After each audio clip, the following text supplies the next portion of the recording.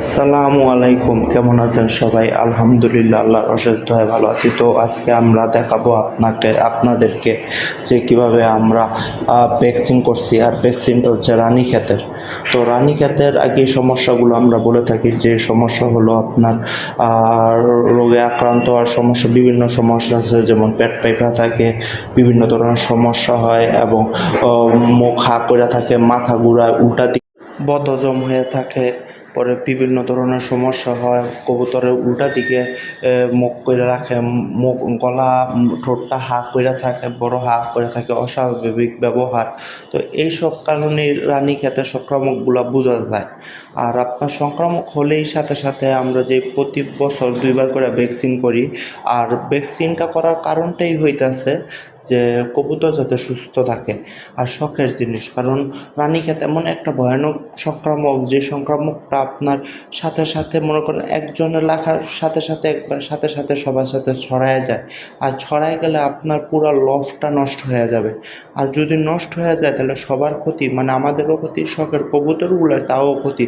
তো সবাই চিন্তা করতে হবে আমাদের এভাবে, যে আমরা প্রতিদিন যে ভ্যাকসিনটা করাই, প্রতি বছরে 1-2বার করে যে ভ্যাকসিনটা করাই, যেমন কৃমির ভ্যাকসিন, আপনার রানীক্ষেতের ভ্যাকসিন, পর আরেকটা ভ্যাকসিন আছে। তো 3টা ভ্যাকসিন বা আমরা ভ্যাকসিন ঠিক মতো করাই। কারণ হইতেছে আমরা সামনে সিজন আছে, এবং আমাদের শখের কবুতর, মানুষের যেমন ভ্যাকসিন করাইতে হয় কবুতরেরও তেমনভাবে ভ্যাকসিন করাইতে হয়।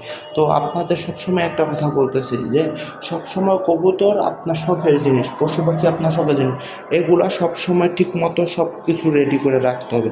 আর রেডি করে না রাখতে পারলে আপনার এগুলা নষ্ট হয়ে যাবে, হেলথ নষ্ট হয়ে যাবে, শরীর নষ্ট হয়ে যাবে।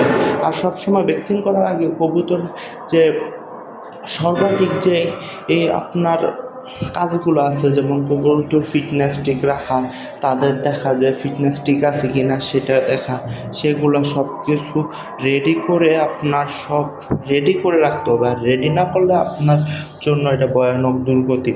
তো আরেকটা কথা, যে আমরা সব সময় একটা জিনিস চিন্তা করি, যে আমাদের কবুতরগুলো ফিট আছে কি না, বা ফিটনেস ঠিক আছে কি না, কোন ভ্যাকসিন করাবো বা ভ্যাকসিন করাবো কি না, সেটা নিয়েও আমরা অনেকভাবে চিন্তিত। তো এই চিন্তাগুলো আসলে টোটালি আমাদের, যেমন আমরা যেমন একটা পশু ডাক্তার, যেমন আমাদের পশু ডাক্তার বা তার তার পরামর্শ নিই, তেমনই আপনারা পশু ডাক্তারের পরামর্শ নেবেন। এবং আমরা যারা কবুতর নিয়ে সচেতন পালইয়া, তাদের সাজেস্টগুলো নেবেন। তো যাদের যাদের এর মধ্যেও বলতেছি, যাদের যাদের আমাদের ভ্যাকসিনের নামগুলো লাগবে এবং তা দিয়ে কীভাবে, তা কমেন্ট বক্সে আমরা অ্যান্সার দিলে আমরা কমেন্ট বক্সে রিপ্লাই দিয়ে দিব, কমেন্টেরও রিপ্লাই দিয়ে দিব, যে আমরা কীভাবে ভ্যাকসিন করাই, কী ভ্যাকসিন করাই। তো সর্বোপরি সবাই ভালো থাকবেন। আর একটা চিন্তা করবেন, যে কবুতরের সঠিক সময়ে সঠিক টাইমে ভ্যাকসিন করা অত্যন্ত জরুরি।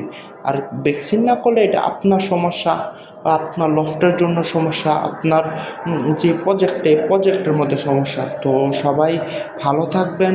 আর সর্বোপরি একটা জিনিস চিন্তা করবেন, যে আপনার কবুতর যাতে ভালো থাকে, স্বাচ্ছন্দ্য থাকে। আর আরেকটা কথা, সবাই যেটাই, যে আমরা কি ভ্যাকসিন করাইছি বা ভ্যাকসিনটার কী দরকার, তা আপনারা কমেন্ট সেকশনে রিপ্লাই পেয়ে যাবেন, যারা রিপ্লাই দিবেন যাদের লাগবে।